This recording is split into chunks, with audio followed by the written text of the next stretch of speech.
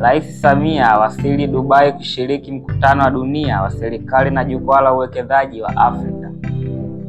Habari za wakati huu, ndugu mtazamaji wetu wa Dicky Studio TV. Kabla ya kuendelea na kukupa undani wa taarifa hii, ningependa kukukumbusha subscribe channel yetu pendwa ya Dicky Studio TV ili tuweze kupasha habari moto moto. Na hii ni habari kwa undani. Rais wa Jamhuri ya Muungano wa Tanzania Mheshimiwa Dr. Samia Suluhu Hassan amewasili salama katika uwanja wa ndege wa kimataifa wa Al Maktoum jijini Dubai hapo jana Februari 2026 kwa ajili ya ziara rasmi ya kikazi inayolenga kuimarisha diplomasia ya uchumi na ushirikiano wa kimataifa. Rais Samia amepokelewa na viongozi waandamizi wa serikali ya Umoja wa Falme za Kiarabu pamoja na maafisa wa ubalozi wa Tanzania nchini humo, ikiwa ni ishara ya uhusiano mzuri na wa muda mrefu uliopo kati ya Tanzania na UAE katika nyanja za kisiasa, kiuchumi na kijamii. Ziara hii ya Rais Samia nchini UAE ni sehemu ya mkakati wa serikali ya awamu ya 6 wa kufungua milango ya dunia kwa Tanzania, kuvutia uwekezaji wa moja kwa moja kutoka nje ya nchi, pamoja na kuimarisha nafasi ya Tanzania katika majukwaa makubwa ya maamuzi ya kimataifa.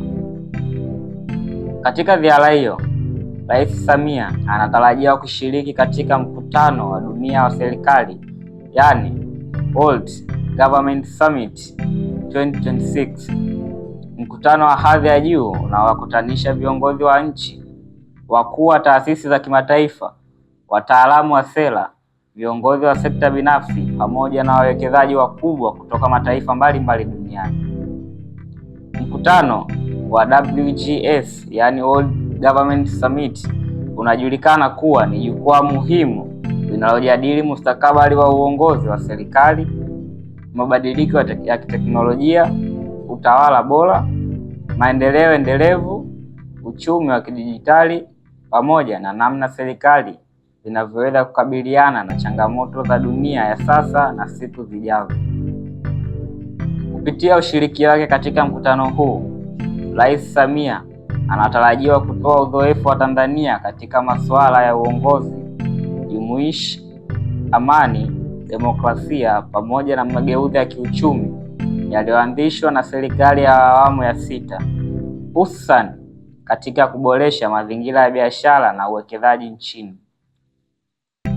Mbali na kushiriki WGS 2026, Rais Samia pia atashiriki jukwaa la kimataifa la uwekezaji Afrika, yani Global Africa Investment Summit, jukwaa linalolenga kuitangaza Afrika kama kitovu kipya cha fursa za uwekezaji duniani.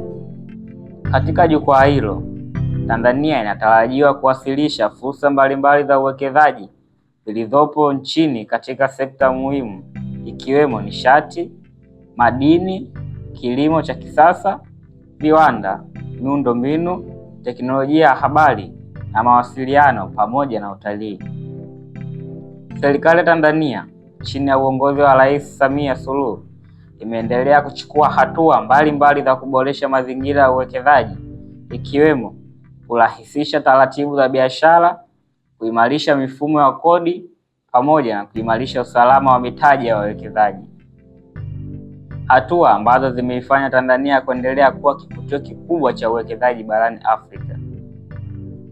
Ushiriki wa Rais Samia Suluhu katika jukwaa hilo pia unatarajiwa kutoa fursa za mikutano ya ana kwa ana na wawekezaji wakubwa wa kimataifa, viongozi wa taasisi za kifedha pamoja na wakuu wa makampuni makubwa zaidi duniani, kwa lengo la kuhamasisha uwekezaji wa moja kwa moja nchini Tanzania. Aidha, Rais Samia anatarajiwa kufanya mazungumzo ya